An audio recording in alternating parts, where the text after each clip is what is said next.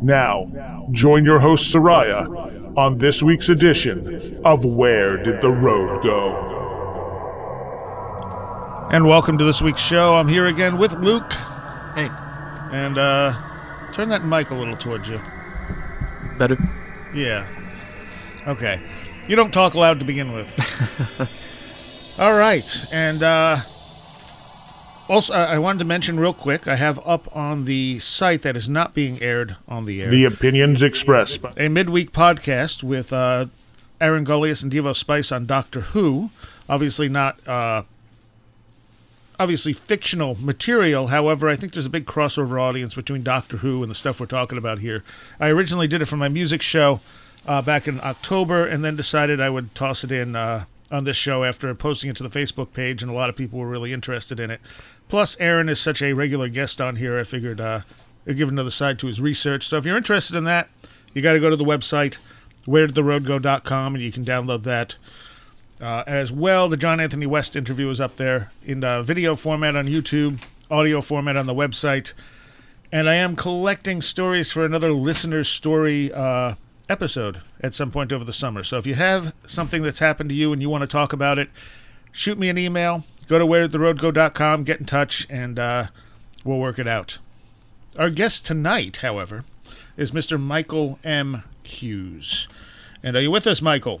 I sure am. All right. And you're based out of Baltimore? Sure am. Yep. Lived here all my life. Okay. You want to give people a little bit of your background? Because you're into a lot of interesting stuff. Yeah, sure. I guess, my interest in the paranormal, the strange, goes back to as early as I can remember. It was the 70s when I was growing up. So the, paranormal stuff just was infused in the culture. You couldn't get away with it in pop culture. My father was always reading paperbacks about UFOs and ghosts and Bigfoot and all that stuff. So, I'd pick up these books that he'd leave around, and I just started absorbing all of it. In Search Of was on TV, right. And a friend of my father's hosted a private showing of Chariots of the Gods, so nice. I saw that when I was a kid. So, I was just born and immersed in this stuff. I had some kind of strange experiences as a kid too, which, we can get into at some point. But there was a little bit of a reality to this stuff as well in my life. So yeah, this is what I live and breathe. I started writing fiction. My fiction is all about this stuff because it's just a part of me. And when I'm writing stories, it all comes out in my stories. And I guess I've been lucky. Some people might not consider it lucky throughout my life to have experienced unusual stuff that I can't explain very well, but. So it's one thing just to study this material, but it's another thing when it starts happening to you too. So that's it. It's really the driving force in all of my writing and all of my studies. It's really just to try to understand what is behind a lot of these types of phenomena. Right. And why did you decide to write fiction instead of like research material? Well, I do a little bit of both, but I've always loved fiction, and I also, as a kid, I was lucky enough that, the works of Poe and H.G. Wells and H.P. Lovecraft, stuff like that was what you could find in the library. So that became part of me too. And then I read Stephen King, who really took horror and brought it into the modern era. Out of the haunted castles and the deserted moors and things like that. And that really inspired me to start writing myself. So I also look at fiction as a great way to explore a lot of these subjects in a way that allows you to explore it. You can sort of go down different avenues that you can't do when you're writing nonfiction. Right. And your debut novel was entitled The Blackwater Lights. Mm-hmm. And what is Blackwater? Well, Blackwater's a fictional town in West Virginia. I went to college in a small town of Elkins, West Virginia, and I really learned to love the state. But also, there was a real spookiness about West Virginia. It's still vastly, you know, wild and underpopulated, and there was just a vibe about West Virginia that really captured me. So I invented, when I set this story, I set it in a small fictional town called Blackwater. And Blackwater is an allusion to a lot of things, but at the time, there was the government contracted company Blackwater that was active in Iraq and things like that. Right, So right. it's a kind of play on that, and some other things.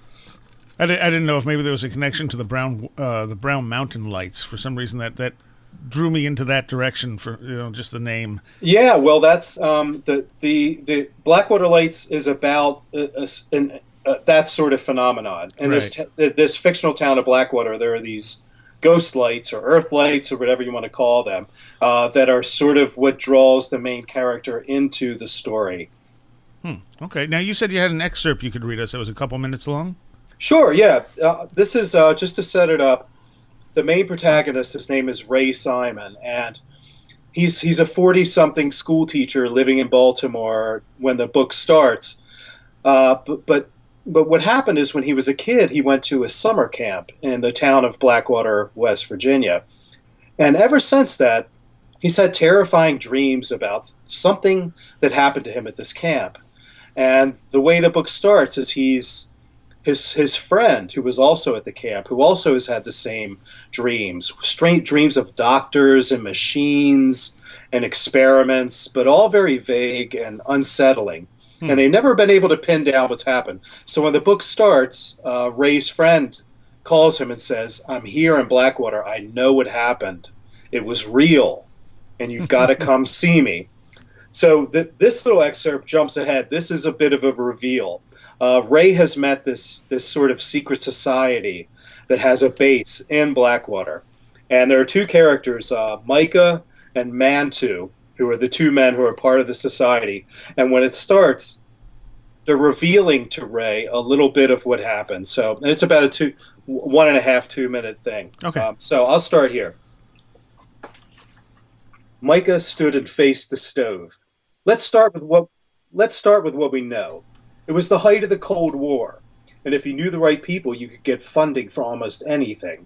Uncle Sam was throwing untraceable money at all sorts of projects, and there was a lot of interest in esoteric matters in those days.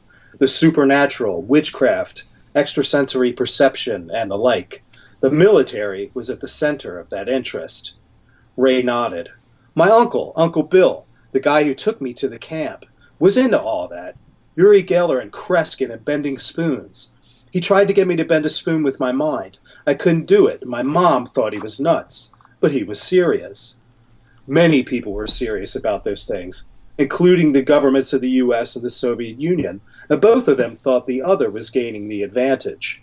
And factions within the governments were obsessed with the pursuit of occult knowledge. In particular, the MK Ultra and Bluebird contingents, and the remote viewers at Fort Meade, Project One, and Mirror, of course. Your uncle, Mantu said, was a sociopath. Micah held up his hand to quiet Mantu. One group, which formed in 1947, was infamous for its research into, well, very unusual subjects. They were mostly CIA, but later also NSA and high-level military intel.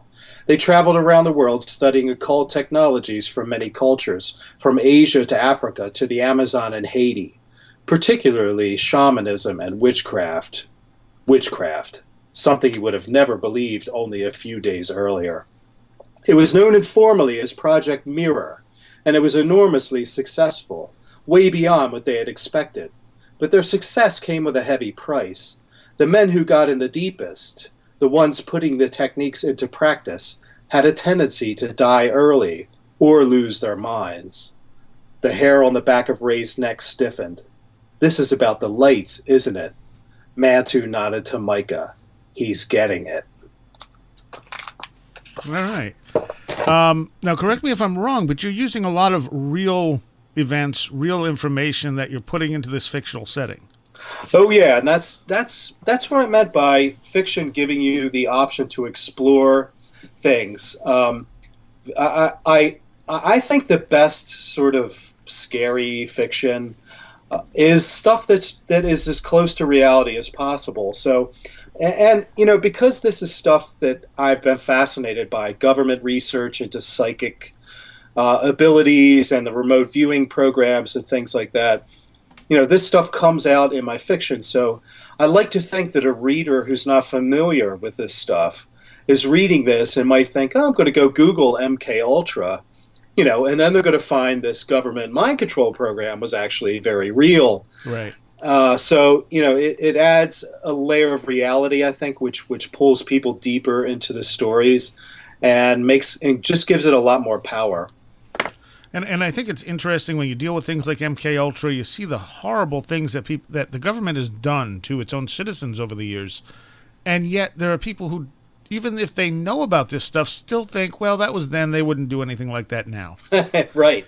I mean, I did a couple of articles on my blog when the Abu Ghraib stuff was coming out about what was going on in Iraq and some of these prisons that the government was running. And man, I mean, if you go back and look at what was happening there, they were doing mind control stuff. It's quite clear. I mean, the way I look at it is, some of these factions within the government probably thought this is our prime time to start working on this stuff again. And you look at some of the reports from people that were there, they talk about rooms with like candles and just some of these techniques, these things that they were doing to people. It's, I'm sure in 10, 15 years, things are going to come out that are just absolutely mind-boggling and rival the horrible things that were done in the MK Ultra program, the 50s, 60s, 70s. Yeah, and, we never know the stuff that doesn't come out either. Of course, yep. Now, this character in the books loosely based on you? Not really. Okay. Luckily I was never, subject to government mind control experiments, or at least I don't think I was. But he's really, the book really. What I tried to do was take all of these kind of esoteric and strange things that have fascinated me and to roll them into a story that I hope will be captivating, and at the same time people are enjoying the story and getting wrapped up in it. Is maybe it'll spark an interest into looking into some of this stuff. Right. Okay. What kind of experiences did you have as a kid? Well, the thing that really shakes me the most, and I still go back to, is I have very distinct memories from probably when I was 6, 7, 8 years old, around that age, of seeing lights in my bedroom. This would happen either while I was in my bedroom or when I was in the hallway of my parents' house. And the thing that I remember the most, and it's so vivid, for memories from that age to last so long, right, and to have been with me for so long, really says to me that there's something there. And one of the more distinct memories I remember is standing in the hallway. My parents were watching TV in the living room behind me, and I would look into my bedroom and see these lights floating, and then the whole bedroom would sort of start glowing. And I realized at this time it was this playmate, this invisible playmate that I had, and I would just be so overcome with fear, I would fall down, like paralyzed, and pass out or go unconscious or something. And when I would wake up, I remember getting up and my parents are just sitting in the living room as if nothing had happened, watching TV. And I that always puzzled me. Like, here I am falling down in this hallway, overcome with fear and going unconscious. And when I come back to consciousness, it's like nothing happened as far as they were concerned. So these things happened a couple of times, and then so I was so terrified of my bedroom Every night I would just be terrified. And one night in particular, I remember waking up at the bottom of my basement steps. And if you can imagine as a kid, how terrifying a dark basement is in your house when you're a kid, and waking up at the bottom of the steps there and having no idea. Of course, it could all be explained by sleepwalking or these sorts of things. But the lights, that's what that whatever this experience was, it manifested by my bedroom just being illuminated in this really bright light.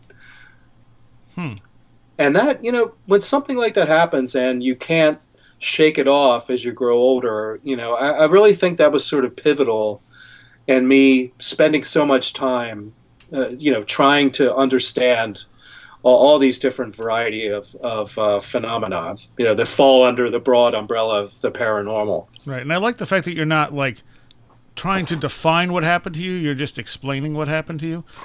Yeah, that's a big thing for me.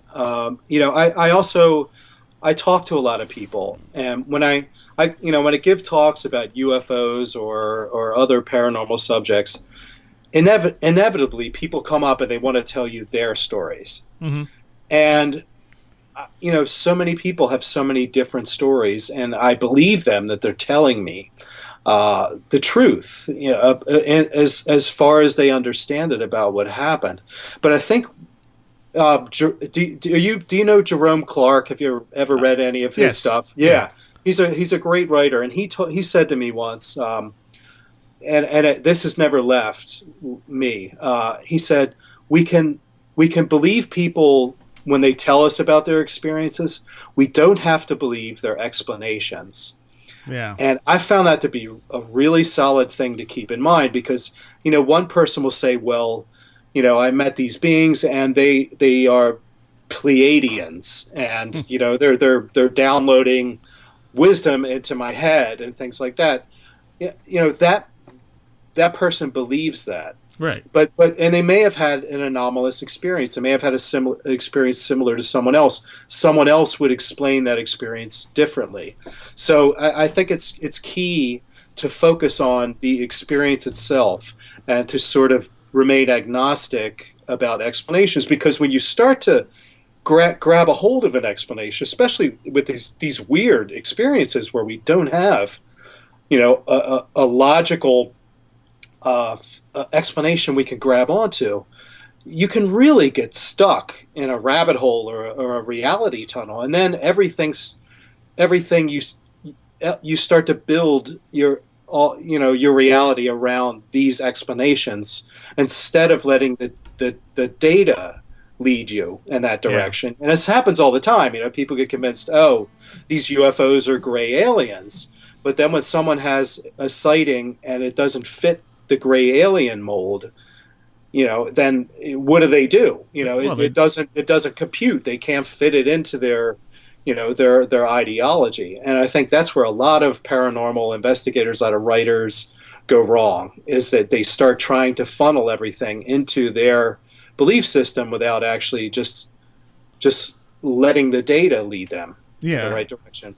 And you get people who have such intense experiences, and it seems like they've been told the truth. Maybe the beings that, seem to have abducted them told them they were Pleiadians. Mm-hmm. So they have no reason not to believe that.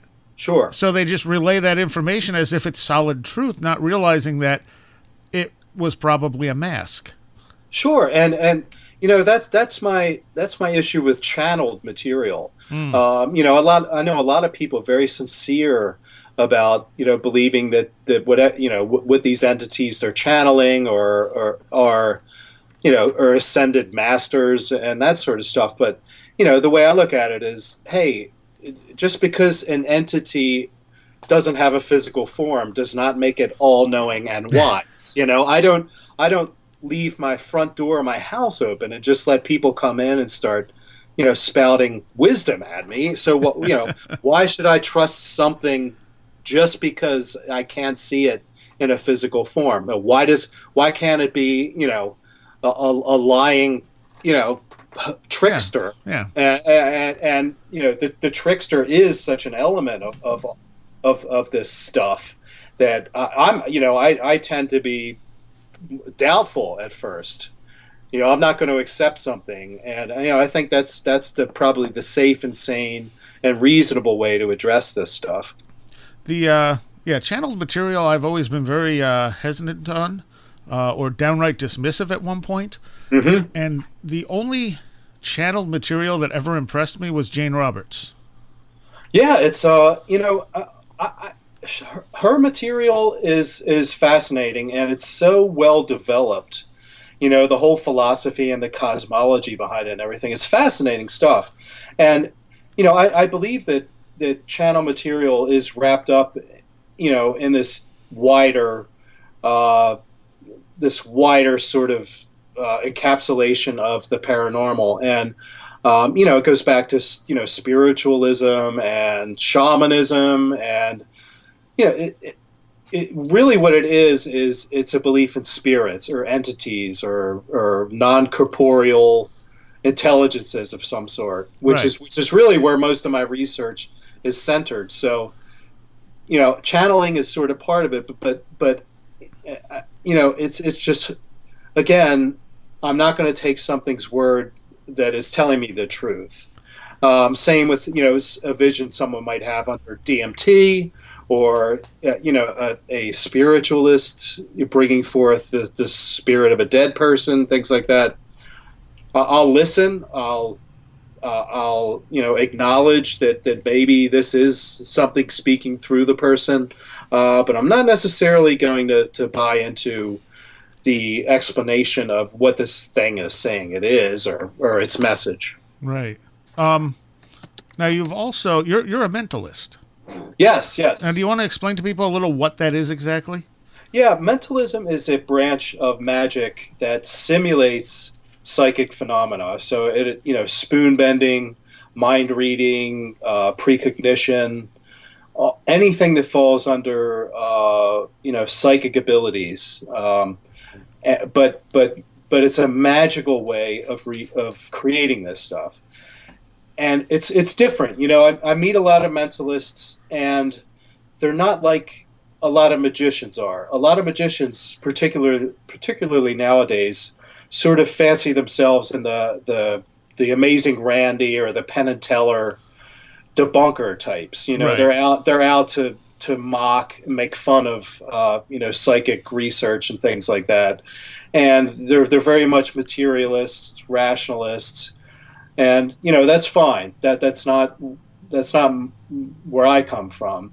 But mentalists are usually different. And mentalists, I find a lot of them they actually believe in psychic abilities, and sometimes it's because one of their tricks has gone wrong, and they have to do it for real on stage. I've talked to several who have said, I just said, I don't know, 7 of diamonds. And, sure enough, it was a 7 of diamonds, even though their trick had gone completely wrong. Wow. And I also think there's an element of when you fake something long enough that maybe you start to do it for real. And that's, I got into mentalism because I believed in psychic abilities. Like I said, I grew up and immersed in this stuff. And I found a book on mental magic in my local library, and I started trying this stuff out. And I was amazed at the power that it had. And I was hypnotizing people when I was, 9, 10, 11 years old, and it worked. And I'm thinking, holy crap, man. I mean, this is powerful stuff. And what mentalism also, it kind of, there's a really thin barrier between the trickery in mentalism and the real stuff. Because mentalism incorporates things like hypnotism, body magic, certain things you do with your body that seem to transcend physical abilities. So there's a lot of really interesting stuff in mentalism that comes close to real magic. I would think that someone like David Blaine would be a good example that people might know. Yeah, David Blaine. Most of the mentalism's gotten really popular with famous magicians, because I think it's because if a magician comes up and does a little trick and makes a coin disappear, pulls it from behind your ear, that kind of thing, or even if it's a larger scale illusion, that stuff is trickery. It's still great. It's still compelling. But if David Blaine walks up and asks you to think of a card, and you think of the three of clubs, and then he reaches into the back of his throat and pulls out this saliva-soaked card, and it's your card. I mean, that's weird. That's more real. People have a much I just think it's more adult magic because we think, wow, that just might be real. Making the lion, disappear from a box or something like that. We know that's a trick. Right. But when someone does something that seems to be reading our mind or playing with our thoughts, Darren Brown is another good mentalist. I don't know if you've seen him. He's a British mentalist, but he works his stuff under the idea that he's influencing your mind. He's using subliminal influences and things like that. So mentalism just has I think it has more power because it seems like maybe this stuff is real. Yeah. And now you've had an experience where people, even though you've told people right up front it's a trick, not everyone believes you.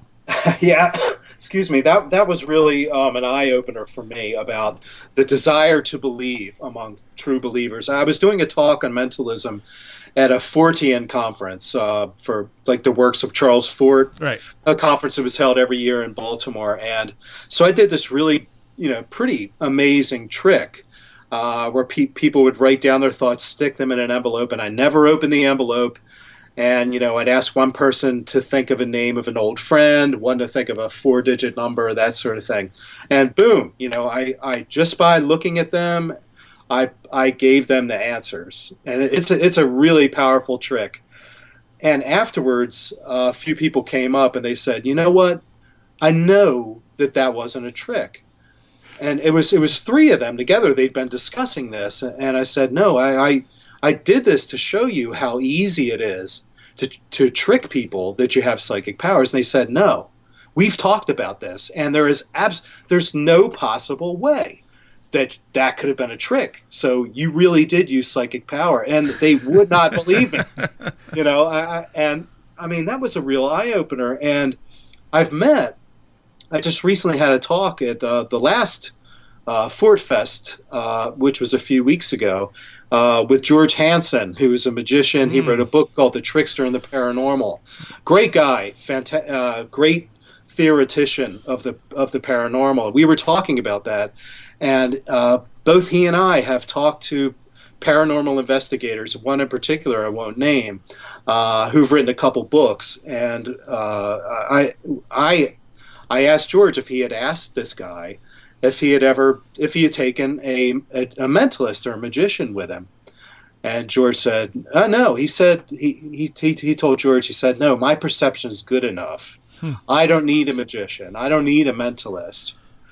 And, that's where people go wrong. If there's someone who is displaying an ability that looks psychic and you really want to do a good investigation, you absolutely need a magician or a mentalist for the reason that anecdote explained. When those people were insisting that I had used psychic powers, even though I was telling them flatly to their faces that it was a trick. If you want to believe something, even if if you scrutinize that person to the best of your ability, if you're not a magician, you don't know the tricks to doing these things, you can get suckered. And then you're going to be embarrassed down the line when a magician comes along and proves, that you were taken advantage of and they were hoaxing, if that is indeed the case. Right. Now, and George is a magician. I don't know, he's not a mentalist, is he? He's both. I mean, is he? Okay. Yeah, he's well versed in mentalism as well, especially the kinds of mentalism that's used. It's often used like but by people claiming to be psychic. Yeah, I always feel his book Trickster and the Paranormal is a must read, but it's also a really hard read. It is a hard read. I mean, he gets into he gets into ontology and language and postmodern French philosophy and things like that. It's heady stuff. Yeah, yeah. I've taken a few read throughs to really get it all. But I just think I think he, along with Jeffrey Kripal, are probably the two leading theorists on the paranormal nowadays. They're both brilliant. I recommend them both to your listeners. Okay, all right. And didn't Luke? Didn't you say that Hanson's book was required reading in one of your classes? Yeah, it was. It was a comparative religion studies course. Okay. That's interesting. Yeah. Hey, can I take your class? Well, he's not teaching the class. Oh, okay, gotcha. No, I just graduated from the college. That's all. Oh, cool. Congrats. Okay, so as far as mentalism goes, you do believe there are actual legit psychic abilities out there? Oh, yeah. I mean, I think anyone who follows the research closely, the parapsychological research, unfortunately, it's the redheaded stepchild of science, and it's just so marginalized, and the funding is so limited that there's just not a lot of research going on. There aren't many parapsychologists who make a living doing the research anymore. But there is good research being done, and if you look at it, it's scrupulous, And the problem with the skeptics is they always want to move the goalposts because it is unsettling. It challenges the orthodoxy. So they say, well, in any other case, I might buy this research, but because you're saying that there is there's a measurable instance here that would indicate that there is some sort of psychic ability, either like Darrell Bem's precognition studies, things like that. They say, well, we need more proof. We need better proof than we would to accept anything else. We would use the same statistical models, and in any other case, we would say, yes, you have shown that there is a statistical anomaly here. It exists, and we don't know how to explain it. What they do, they say, well, because we can't believe that it's real, we're going to insist on an even higher level of proof. Right. And then they keep moving the goalpost and moving the goalpost. But I think the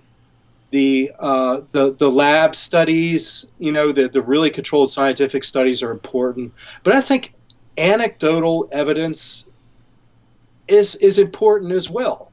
I agree. We are creatures of, we tell stories, and that's how we communicate with each other. And if you just open yourself up to listening to people's stories, you start hearing some really incredible stuff, and just the overwhelming amount. And things like these crisis apparitions that have been studied for hundreds of years and go back, thousands of years. When people will see someone appear at their bedside, a loved one or something, and then they find out a day later or 2 days later the person died when they saw them. This stuff, it's been extensively documented. Yeah. But it can't be replicated in a lab. Well, sorry, it can't be replicated in a lab, but lots of things can't be replicated in a lab. That doesn't mean it doesn't have validity. Right. And we should look at it, and we shouldn't give credence to these stories and try to create models that maybe explain them. Now you say the skeptics move the goalposts, but these people are not truly skeptics. They are debunkers. Yes, absolutely. They've just as bad as true believers. Anyone who's completely made up their mind about this stuff is probably wrong. Yeah, I think that the prime example is Philip Klass, the UFO debunker. And I used skeptics with, I guess I should have put quotes around that. But I talk about UFOs sometimes because it's been a fascination to me. I had a sighting of my own in 1990, which kind of blew the top of my head off.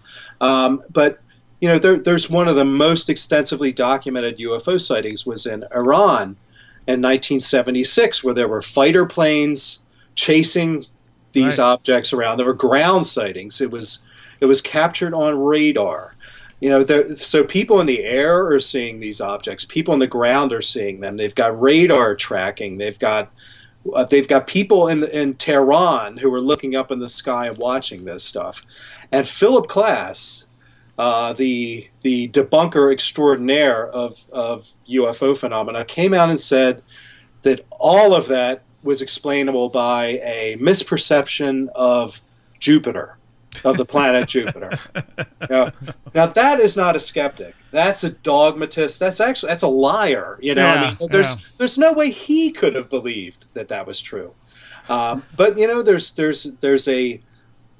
there's a strong there's just a huge brigade of people who have taken it upon themselves, especially now online, and they're just rabid debunkers, and they just want to shoot anything down that reeks to them of the horrifyingly banal word woo. If I never have to hear that word again, I will die happy. It's just as soon as someone starts talking about anything that stretches materialism or reductionism, instantly the anti-woo brigade comes out.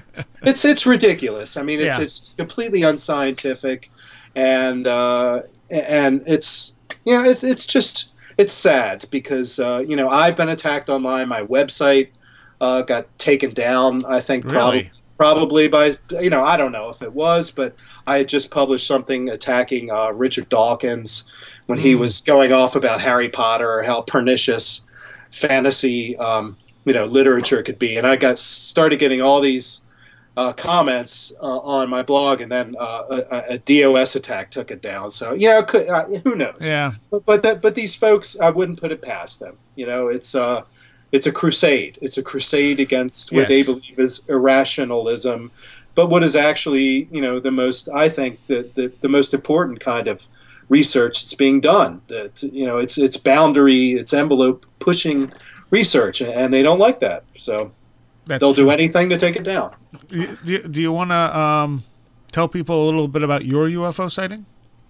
Yeah, it's that sighting really was kind of the real basis of Blackwater Lights, and the sighting that the main character Ray has in the book is very much based on my sighting.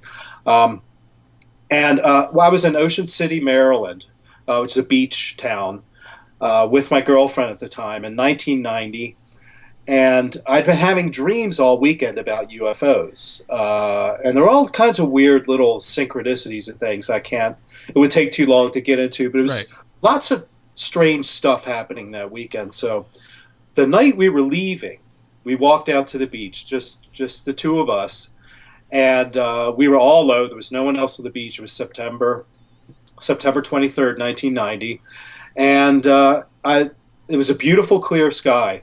So because I'd been so kind of caught up in thinking about this stuff, I looked up at the sky, and this is where I lose a lot of people, but hey, it's a paranormal show, so I'm going to tell you what happened, and everyone can make up their minds. But I looked up in the sky, and I said mentally, inside my head, I looked up and I said, okay, if you're out there, now is the perfect time to show yourselves. And there was maybe 0.5% of me that thought something might actually happen, sorry, my phone just went off. Oh, okay. With an Amber Alert or something in the background. Or either that or the MIBs are coming. But there was maybe a tiny percent of me that thought, hey, maybe something will happen. So a few minutes later, my girlfriend points up at the sky, and she goes, what are those? And I followed where her finger was pointing, and there were two orange lights, and they were just sort of bobbing in place. And as soon as I looked at them, they shot across the sky. And I grew up near an airport, so I know what airplanes look like when they're flying. I know what helicopters look like. These things were propelled. They were going extremely fast. and they were doing crazy maneuvers. And at one point, they came together, it sort of fused as one light and flew around a little bit like that. And then they broke up again. And the whole time I was just saying, oh my God, oh my God, oh my God. And my girlfriend saying, oh my God, oh my God, oh my God. And and then they just, at one point, they just shot off. I mean, like lightning across the sky. So, you know, it's one thing, I think, to see a light in the sky, or these weren't Chinese lanterns. This was long before I think people started setting those things up anyway. But these things were propelled. I mean, they were going fast. They weren't being blown about by the wind. Right. So it's one thing to see lights in the sky. It's one thing to see a craft or whatever, but to ask to see something and then to have it appear, and that really shaped my way of looking at the UFO phenomenon as something that's not just spaceships in the sky, but maybe it's something kind of deeper and weirder, and it's tuned into our consciousness in a way that's beyond just a spaceship. And that's when I started. I'd read stuff by Jacques Vallée and John Keel and Charles Fort. Who sort of they suggested that UFOs are part of something bigger, like the whole paranormal experience might be just different aspects of one thing, whatever this thing is, some kind of intelligence, some kind of agency that manifests in different ways, but somehow it's tied to our consciousness. And that's what it wants to do. It wants to interact with our consciousness, rather than just come down and take skin samples or probe us or whatever. This stuff is working on a deeper level, I think, and that's when my research sort of detoured, and I started studying the entities seen by people when they take DMT or ayahuasca, that the entities people talk about and practices of ritual magic or things like that. I mean, maybe there is a common denominator in this. I don't know, but that's what intrigues me the most. Well, I think there's definitely a connection between the altered states, occultism, and the UFO phenomena. Mm-hmm. Myself being involved in ceremonial magic at one point realized, as I'm reading Whitley Strieber's stuff, that, hey, I've had a lot of these experiences, but they weren't UFO related. Exactly. Yeah. I mean, you can read stories, of ceremonial magicians and things, and the entities they encountered, and you weigh those against these entities people see when taking DMT or ayahuasca, and you look at the what the UFO experience too, and you're right. I mean, it all takes place in an altered state of consciousness. It doesn't happen in ordinary reality. Somehow, either our consciousness serves as a gate for these things, possibly, which I deal with in my fiction. Maybe that's how they get to us, through an altered state of consciousness that makes us more open, accessible to them, whatever they are. That's what I'm still trying to get at. What are the what do they want? Sure, they like to play tricks on us. They like to tell us things. They like to tell us that they're higher beings and all that stuff. But what are they really? Are they? Do they come out of us somehow? Are they some other sort of being? Are they spirits? Are they demons? Are they ultra-terrestrials in Keel's term? Are they just figments of our minds? I think there's a good argument for all of these, but damn if it isn't interesting stuff.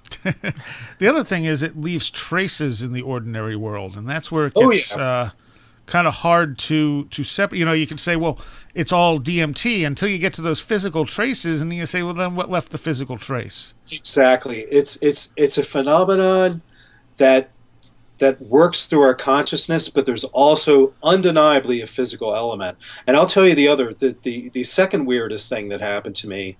I was taking melatonin. Are you familiar with melatonin? Yes. People take it to sleep. Yep. It's an over-the-counter neurohormone. And I was using it because I found that taking melatonin amped up my dreams. You know, I started taking it because I was having trouble sleeping, and before I knew it, I was waking up exhausted from these super intense, complex dreams. And I eventually, you know, through the scientific method, realized that it was the melatonin that was doing this. Well, I was at a bed and breakfast in West Virginia. You know, I guess there's strange things do happen in West Virginia, and and I was taking really high doses of melatonin just to see what the higher doses would do. And what happened is I had a sleep paralysis incident that was as terrifying as anything I've ever experienced. You know, you wake up, you can't move. I thought I was dying. I was going to die of fear, and I was certain that there was this evil entity in my room. I couldn't see it, but I could feel it as, you know, as easily as I could feel someone standing next to me. I mean, it was as real as anything I could possibly imagine. And so, you know, like these things passed, though. Like somehow I fell back asleep, but for that brief moment, it was absolutely, I thought I was going to die from terror. I really thought I was going to have a heart attack or something. Well, the next morning when I woke up, my girlfriend looked at me and said, "What's that on your chest?" And I couldn't see it looking down, so I went and looked in the mirror, and there was a handprint on my chest. So I thought, well, it's, you know, I was sleeping on my hand or something like that. But this handprint, I couldn't fit my hand to it, and it was bigger than my hand. The fingers were longer, the hand was bigger, and then what really freaked me out, it had 6 fingers. This thing looked like it was painted on my chest. I mean, it was not like it was so bright red and vivid.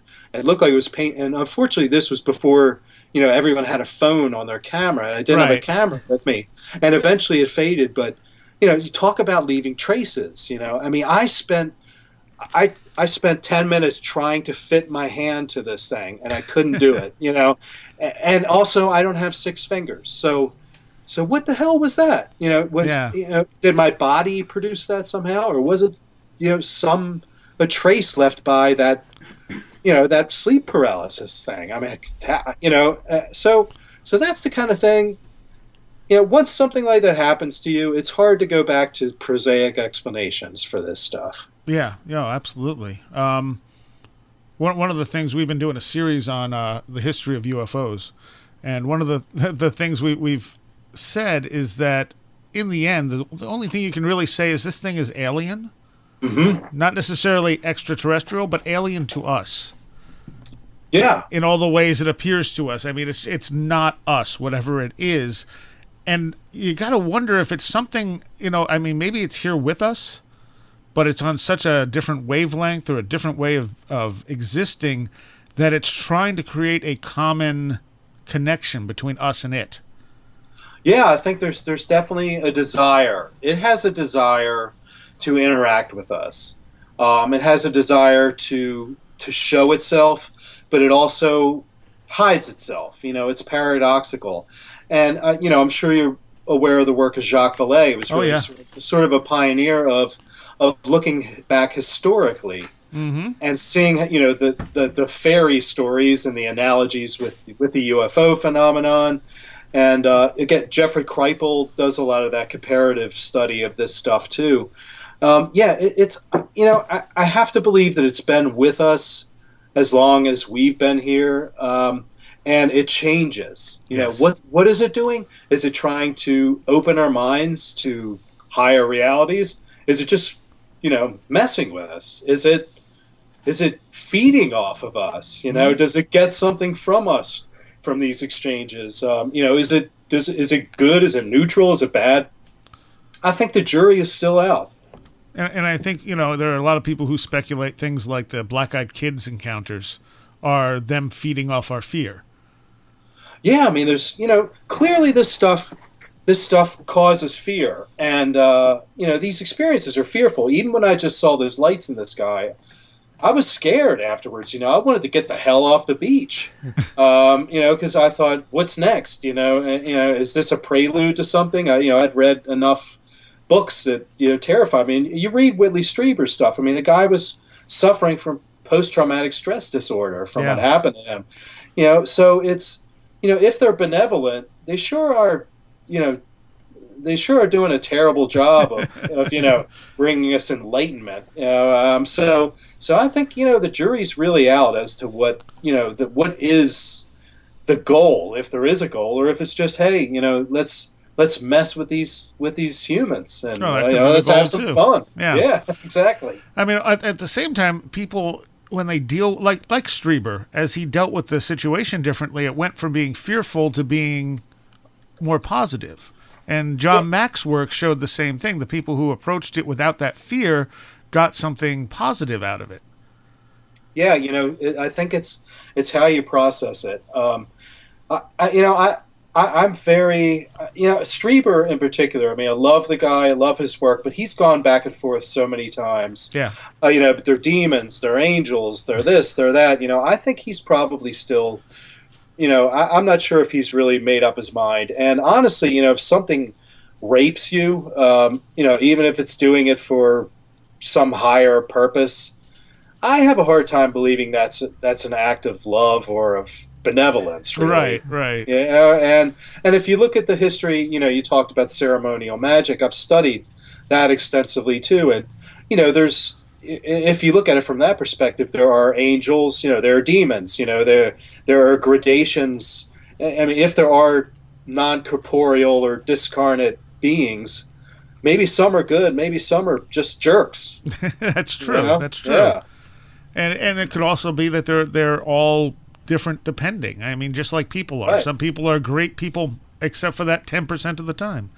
Right. If aliens or ultra terrestrials come in my house, and why is that any different than like the earlier analogy, leaving my door open? People wander in my house. They might be nice people. They might make me a sandwich, or they might tie me up and do horrible things to me. I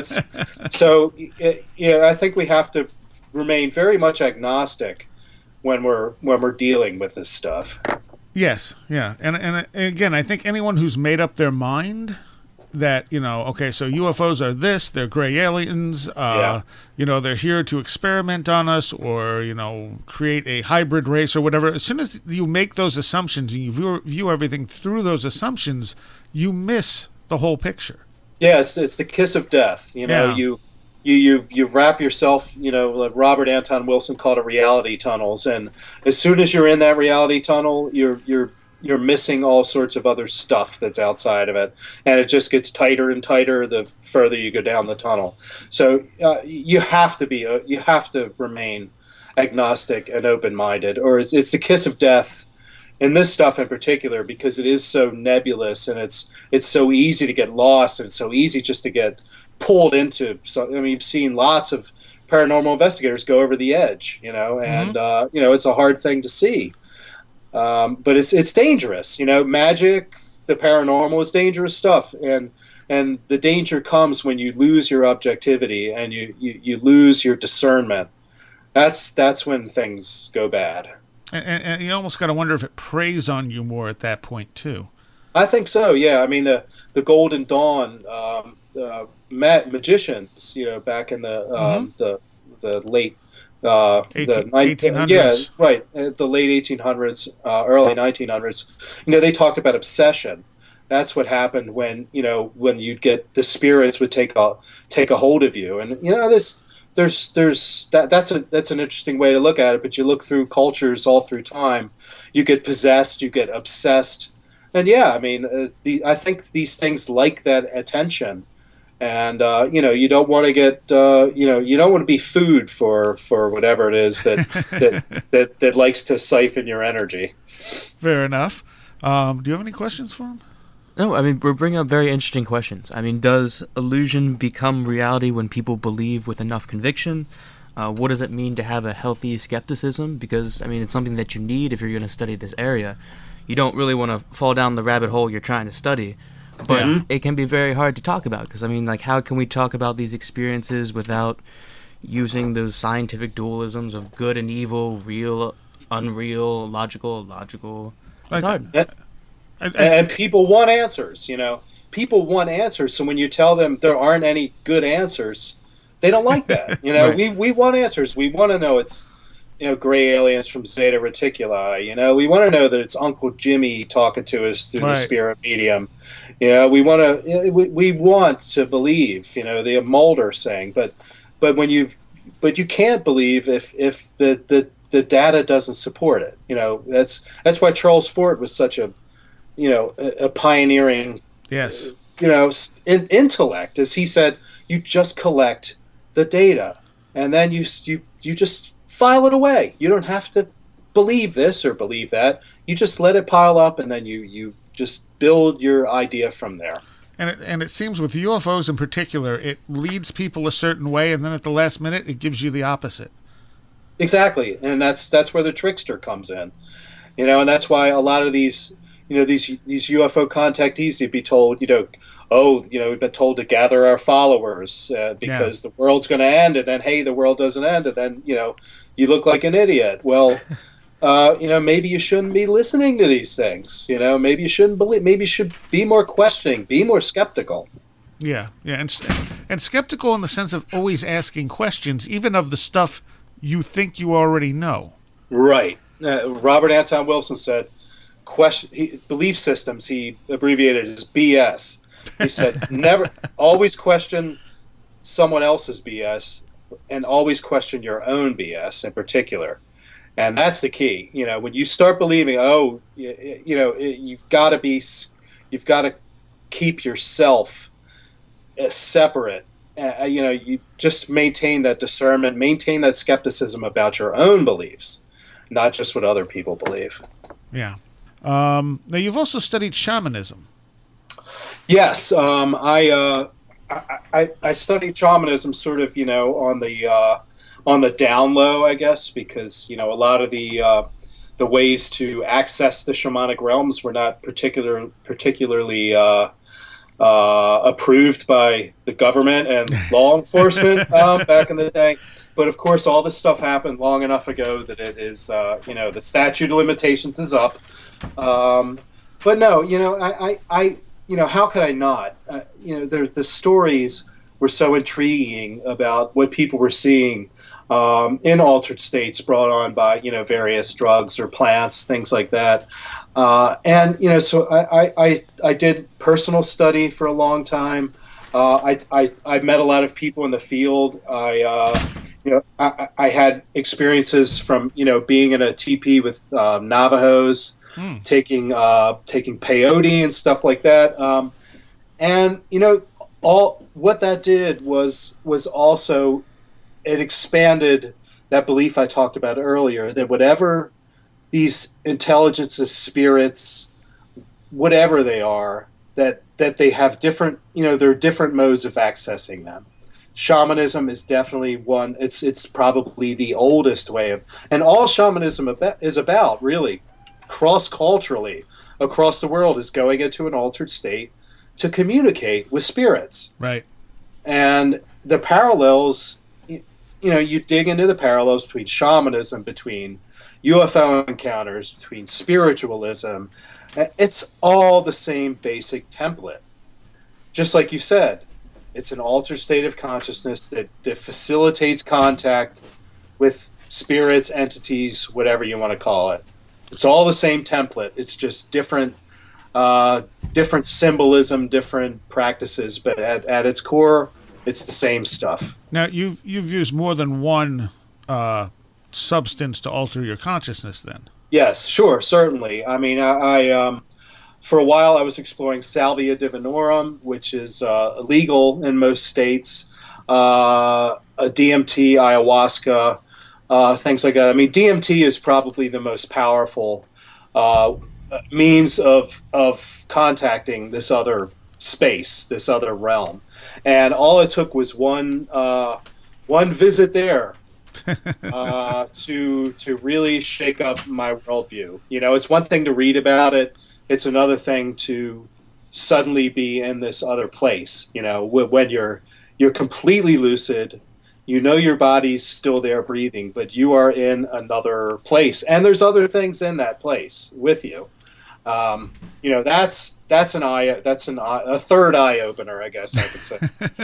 How similar were the experiences between the different Very, substances? very different. Very different. And if you look at traditional shamanism, people will say that a particular plant has a special kind of spirit with it. So for me, Salvia divinorum was always a little on the malevolent side. It also had kind of a feminine aspect to it. When it would materialize, it was always to my left.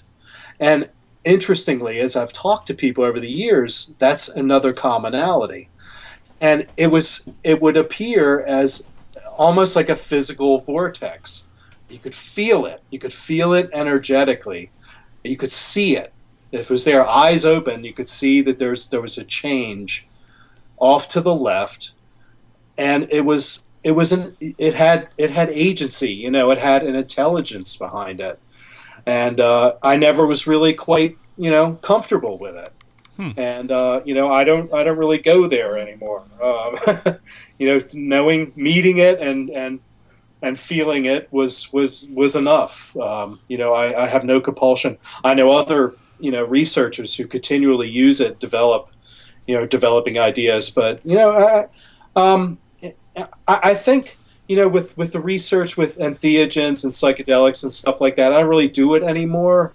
I think I have enough of an understanding. My focus now is on other ways, meditation, ritual, stuff like that. I think are just as potent. Psychedelics or entheogens are a good way to understand other realities and that they exist, and to get yourself there. And there's nothing wrong with it. I think it's a good way to introduce yourself to other realms. But then for me, and only me, other people are different, I find that other ways are more interesting. Ways that take a little more work, that require a little more, a little more in the way of my body and mind doing it itself. Right. Okay. Now you have the Blackwater Lights out, and you released yes. You released Witch Lights, the second part. When, like November? Yeah, Witch Lights came out in October, and was released at Comic-Con New York. So that Really? was kind of fun. Yeah, that was kind of fun. The Random House, set me up to do a signing there. Now both books are ebooks. They're part of Random House's digital imprint called Hydra. So they're only available digitally right now. I hope that maybe at some point they're out in paperback as well, because I know everyone doesn't like, to read ebooks or whatever. Right.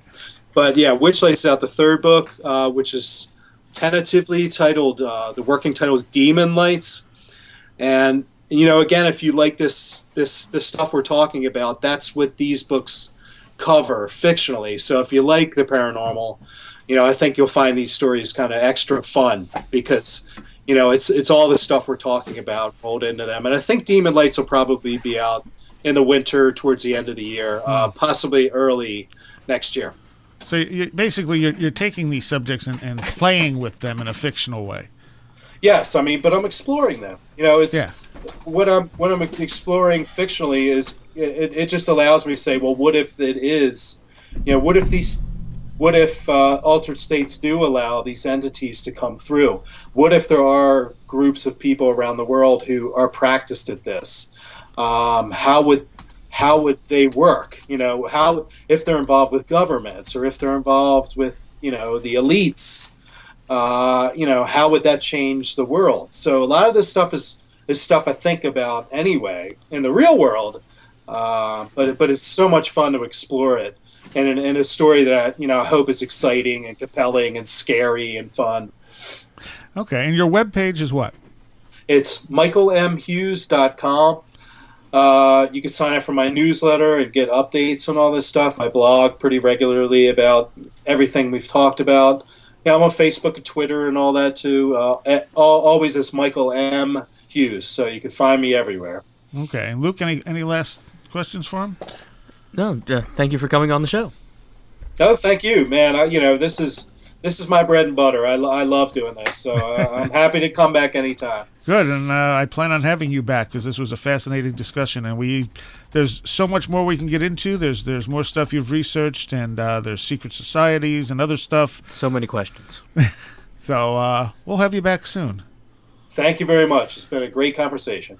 And yes, so some Psyche Corporation to take you out. This is appropriately Nightmares, and we'll be back next week.